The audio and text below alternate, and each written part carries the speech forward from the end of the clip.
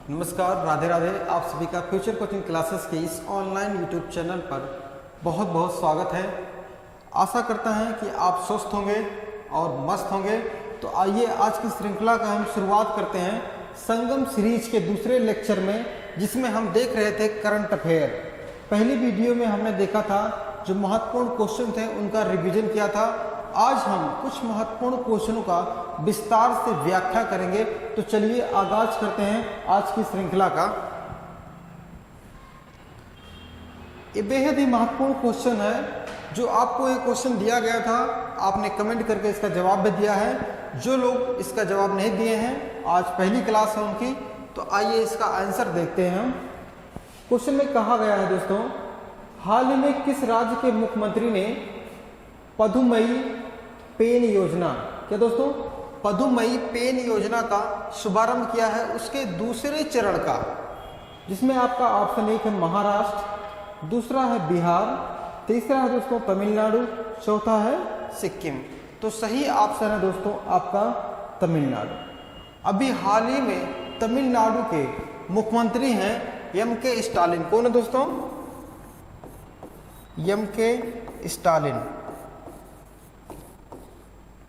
इन्होंने इस योजना का आरंभ किया है। इस योजना में दोस्तों जो युवा पढ़ रहे हैं, ग्रेजुएशन कर रहे हैं, उनको 1000 रुपये महीना दिया जाता है उनकी पढ़ाई के लिए, एम.के. स्टालिन जी के द्वारा। और देखिए, अगर से इसकी राजधानी क्या है दोस्तों तमिलनाडु की? तमिलनाडु की राजधानी है चेन्नई।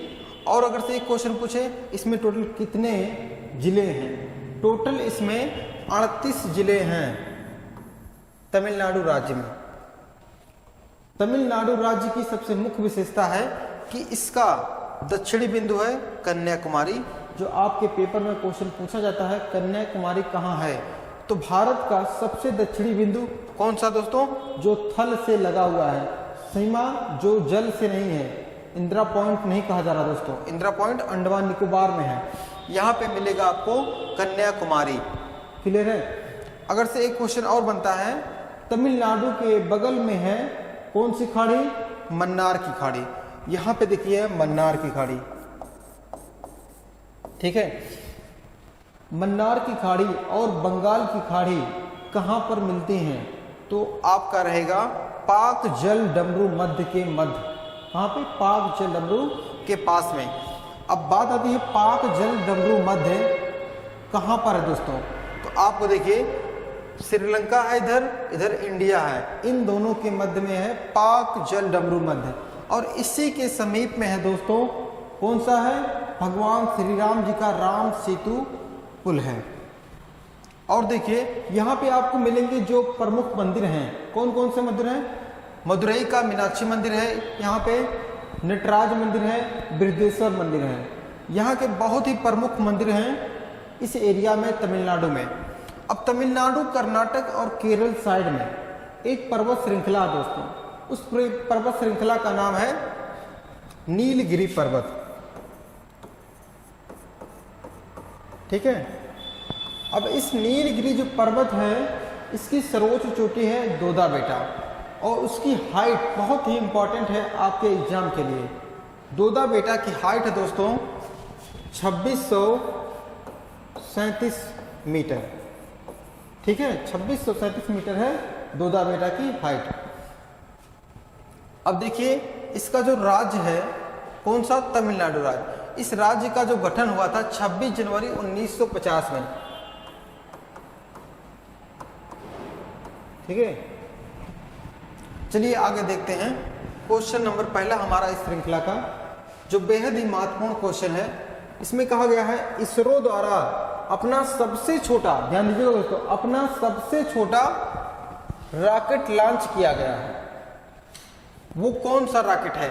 जिसमें आपका नाम दिया गया है, पहला नाम है SLV-D2, PSLV-D2, तीसरा है GSLV-D2, चौथा है DSLV-D2। तो दोस्तों सही आंसर अपना होगा SLV-D2। SLV-D2 का भी परीक्षण किया गया है हाल ही में इसरो के द्वारा। और दोस्तों यह परीक्षण किया गया था 10 फरवरी 2023 को। आइए थोड़ा इसके बारे में और विस्तार से हम देखते हैं। देखिए इसरो है, इसरो की स्थापना हुई थी 15 अगस्त 1969 को। कौन किया था? विक्रम साराभाई ने इसकी स्थापना की थी। आइए देखते हैं SLV, इसका फुल फॉर्म क्या दोस्तों? देखिए स्मॉल सैटेलाइट लॉन्चिंग व्हीकल, जो बहुत ही महत्वपूर्ण है आपके एग्जाम के लिए। SLV का फुल फॉर्म। D2 का क्या मतलब है दोस्तों? यह इसका दूसरा परीक्षण है D2। पहला परीक्षण कब होता है दोस्तों? देखिए 9 अगस्त 2022 को SLV का पहला प्रयास किया गया था, जो असफल हो गया था। D2 अभी सफल हुआ है 10 फरवरी 2023 को। अब देखिए यहां पे काम क्या करेगा ये SLV। ये 10 से लेकर 500 किलोग्राम का कोई भी ऑब्जेक्ट रहेगा, उसको 500 किलोमीटर दूरी तक आराम से लेकर चला जाएगा। क्लियर है? अब देखिए इसरो से क्वेश्चन बनता है, इसरो के वर्तमान में सचिव कौन से हैं? तो दोस्तों इसरो के सचिव हैं S सोमनाथ, वर्तमान में इसरो के सचिव हैं। आइए देखते हैं, आपका बहुत ही महत्वपूर्ण क्वेश्चन है, क्वेश्चन नंबर दूसरा। इसमें कहा जा रहा है केंद्र सरकार के अनुसार 2022 में भारतीयों ने नागरिकता छोड़ी है। वो कितने लोग हैं जो भारत की नागरिकता छोड़ दी हैं? जिसमें आपका ऑप्शन 1 है 2,25,620, दूसरा ऑप्शन है 3,25,620, तीसरा ऑप्शन है 4,25,620, चौथा है 5,25,620। तो सही आंसर है दोस्तों अपना 2,25,620। इतने लोगों ने भारत की नागरिकता छोड़ दी है, जो बहुत ही दयनीय स्थिति है लोगों की। वो नहीं जा रहे हैं, जो अमीर लोग हैं वो छोड़ के जा रहे हैं भारत को। क्लियर है? देखिए अपना प्यारा भारत, इतना अच्छा भारत है, लोग इसे छोड़कर क्यों जा रहे हैं? उनकी मर्जी। देखिए इसमें कहा गया सारे जहां से अच्छा हिंदुस्तान हमारा, लेकिन सारे जहां में जा रहे हैं लोग इंडिया से छोड़ के। जाने दीजिए, लोगों का क्या है, जाते रहेंगे, हमारा क्या काम है? हमें आगे बढ़ना है, वो जाए तो जाए। इसमें थोड़ा सा देखिए लिखा गया है, किसने बताया? विदेश मंत्री जयशंकर ने बताया कि 153 देशों की सूची मिली है जिसमें लोग जा रहे हैं भारत को छोड़कर। जिसमें कहा गया है अमेरिका, ब्रिटेन, रूस, Iraq, Sudan, Uganda, Yemen, Pakistan, इन सब देशों में भी दोस्तों जा रहे हैं लोग। और देखिए 2011 से अब तक 2022 तक करीबन 16 लाख लोग भारत की नागरिकता छोड़ चुके हैं। और देखिए हमने बताया 1,25,620 लोग। बात आती है नागरिकता की। नागरिकता का उल्लेख भारत के संविधान के भाग 2 में कहा गया है। भारत की नागरिक ये सब लोग होंगे। कंडीशन रखा गया है, उन कंडीशनों को 5 से लेकर 11 में आर्टिकल में समझाया गया है। भाग 2 5 से 11 आर्टिकल। क्लियर है आपको? आइए चलते हैं आगे हम। क्वेश्चन नंबर तीसरा, उत्तर प्रदेश में होने वाले भावी होने वाले एग्जामों के लिए बहुत ही महत्वपूर्ण क्वेश्चन है ये। इसमें देखिए कह रहा है दोस्तों, उत्तर प्रदेश वैश्विक शिखर सम्मेलन 2023 किसके लिए है? निवेश के लिए है। और यह सम्मेलन कहां पे किया जा रहा है? आपका ऑप्शन है लखनऊ, कानपुर, फरीदाबाद, नई दिल्ली। तो दोस्तों सही जवाब अपना क्या होगा? जी हाँ, लखनऊ अपना सही जवाब है। उत्तर प्रदेश की राजधानी लखनऊ, नवाबों की नगरी लखनऊ में। नवाबों की नगरी लखनऊ किस नदी के किनारे है? गोमती नदी के किनारे। वैश्विक निवेश शिखर सम्मेलन का उद्घाटन कर रहे हैं, शुभारंभ कर रहे हैं माननीय प्रधानमंत्री नरेंद्र मोदी जी। और उनके बगल में देखिए उत्तर प्रदेश के मुख्यमंत्री माननीय योगी आदित्यनाथ जी, और इनके बगल में देखिए आनंदीबेन पटेल जी राज्यपाल। और देखिए उत्तर रक्षा मंत्री बगल में खड़े हैं राजनाथ सिंह। क्लियर है आपको? आइए आगे चलते हैं बिना किसी देरी के। क्वेश्चन नंबर 4 पे चलते हैं। लिखा है तुर्की तुर्की में आए भूकंप, तुर्की और सीरिया दोनों में आया था भूकंप में लोगों के मदद के लिए भारत ने एक ऑपरेशन चलाया है। उस ऑपरेशन का नाम क्या है प्यारे मित्रों, वही आपको बताना है। ये 4 ऑपरेशन दिए गए हैं, जिनमें से पहला ऑपरेशन है ऑपरेशन गंगा, दूसरा है ऑपरेशन दोस्त, तीसरा है ऑपरेशन देव शक्ति, चौथा है वंदे भारत मिशन। तो दोस्तों आपका सही जवाब होगा ऑपरेशन दोस्त। भारत सरकार ने यह ऑपरेशन चलाया है जो वहाँ से पीड़ित लोग हैं उनकी मदद के लिए।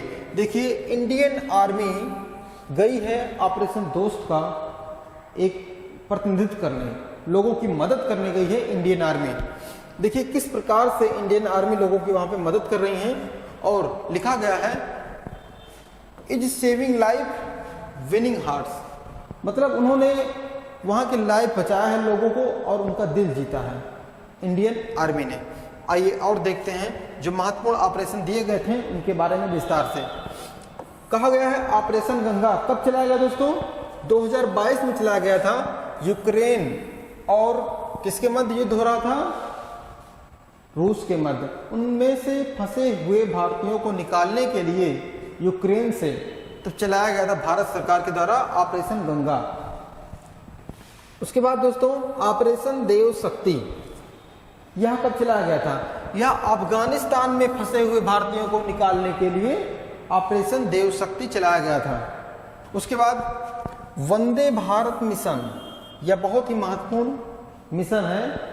इसमें देखिए कोविड-19 में जो विश्व में फंसे हुए लोग थे उनको निकालने के लिए, भारत के जो नागरिक थे उनको निकालने के लिए यहाँ ऑपरेशन चलाया गया था, यह मिशन चलाया गया था। कौन सा दोस्तों, वंदे भारत मिशन। आइए आगे चलते हैं। क्वेश्चन नंबर 5वां है, बहुत ही महत्वपूर्ण क्वेश्चन। लिखा है उपन्यास विक्ट्री सिटी के लेखक कौन है, जिसमें आपका ऑप्शन 1 है चेतन भगत, दूसरा है शशि थरूर, तीसरा है गीतांजलि श्री, चौथा है सलमान रुश्दी। तो सही जवाब दोस्तों अपना है सलमान रुश्दी जी की अभी एक बुक आई है, एक उपन्यास आई है जिसका नाम है दोस्तों विक्ट्री सिटी। ये बहुत ही फेमस लेखक हैं सलमान रुश्दी जी। अब इनकी जो पुस्तक है ये देखिए एक नोवेल है जो भारत के ऊपर लिखी गई है इनके द्वारा। ये अक्सर जो पुस्तक लिखते हैं भारत के ऊपर लिखते हैं सलमान रुश्दी जी। सलमान रुश्दी जी की एक पुस्तक आई थी 1981 में दोस्तों। कब आई थी दोस्तों, 1981 में, जिसे बुकर पुरस्कार मिला था, और उस बुक का नाम है मिडनाइट चिल्ड्रन। क्या दोस्तों, मिडनाइट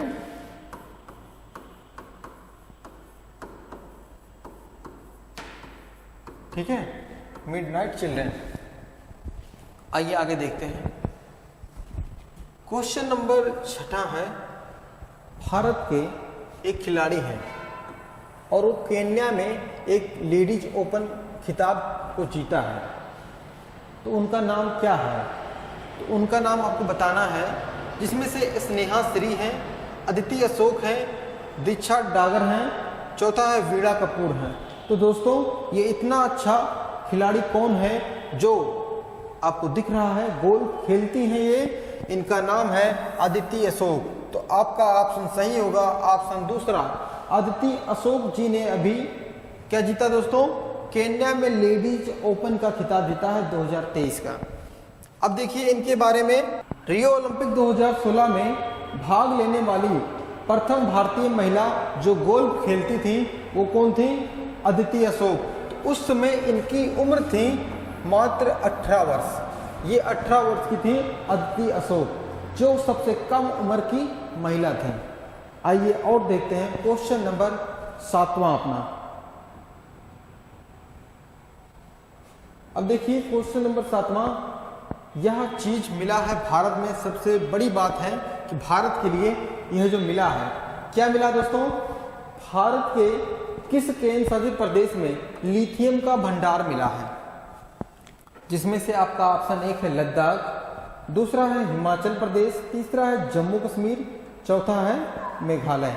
तो दोस्तों सही ऑप्शन आपका है जी हाँ जम्मू कश्मीर। जम्मू कश्मीर में लिथियम का बहुत बड़ा भंडार मिला है, जिसमें करीबन 59 लाख टन लिथियम मिलेगा इस भंडार से। और देखिए इसकी जो खोज की है किसने की है, जियोलॉजिकल सर्वे ऑफ इंडिया द्वारा जम्मू कश्मीर में यह खोजा गया है। अब देखिए लिथियम जो है इसका परमाणु क्रमांक आपसे पूछा जाए तो परमाणु क्रमांक दोस्तों 3 है, और इसका प्रतीक पूछा जाए लिथियम का, इसका प्रतीक है दोस्तों Li। और देखिए लिथियम की सबसे मुख्य विशेषता है यह सबसे हल्की और सबसे कम घनत्व वाली होती है। लिथियम सबसे हल्की और सबसे कम घनत्व वाली धातु है। क्लियर है। अब देखते हैं हम जम्मू कश्मीर के बारे में। जम्मू कश्मीर में अभी धारा 370 को हटाया गया है। कब हटाया गया दोस्तों? 5 अगस्त 2019 को जम्मू कश्मीर से धारा 370 को हटाया गया। धारा 370 हट गया, और उससे पहले जम्मू कश्मीर कब भारत में शामिल हुआ दोस्तों? वो डेट आप ध्यान देंगे 26 अक्टूबर 1947 भारत का अंग बन गया जम्मू कश्मीर। अंग कैसे बना?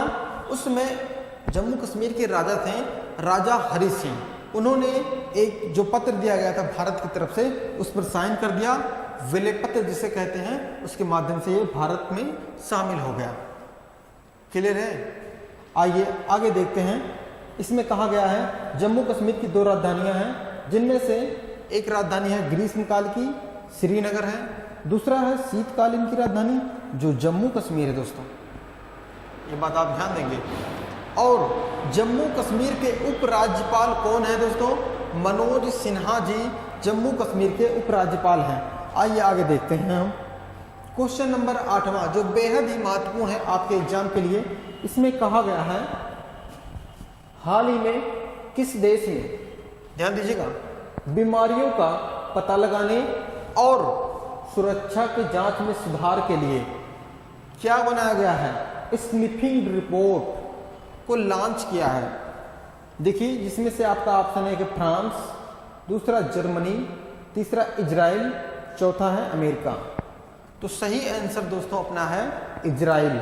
इजराइल ने एक रोबोट बनाया है जिसका नाम दिया है स्निफिंग रोबोट, मतलब सूंघने वाला रोबोट। वह सूंघ के पता लगा लेगा कि यहाँ पे क्या है, कौन बीमार है। ठीक है, इसके बारे में आगे देखते हैं थोड़ा सा इजराइल के बारे में।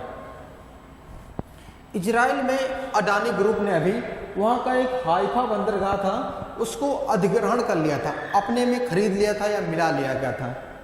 अगला दिया गया है यूएई और इजराइल में, ध्यान दीजिएगा, यूएई और इजराइल में पहले अरब मुक्त व्यापार समझौते पर हस्ताक्षर हुआ है।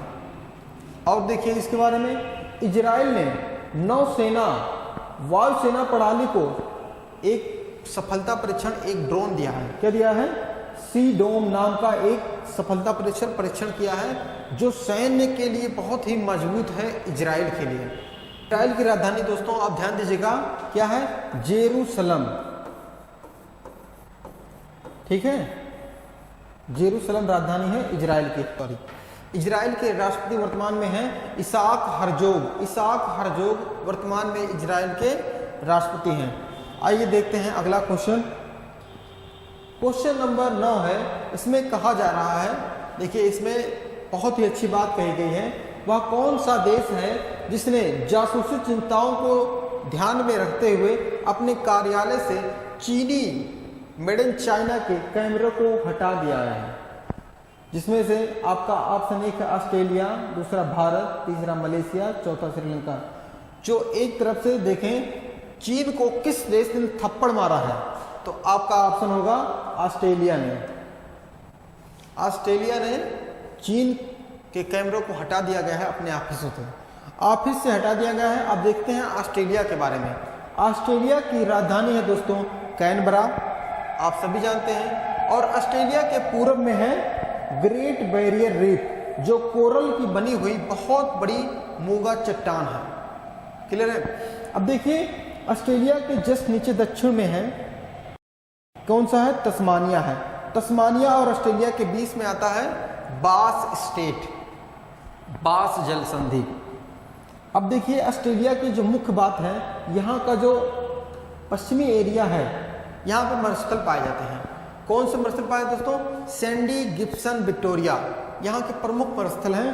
कारण क्या है दोस्तों? कारण वही है कि इसके पश्चिम तट पर गर्म जलधाराएं बहती नहीं हैं, ठंडी जलधाराएं बहती हैं। क्या दोस्तों?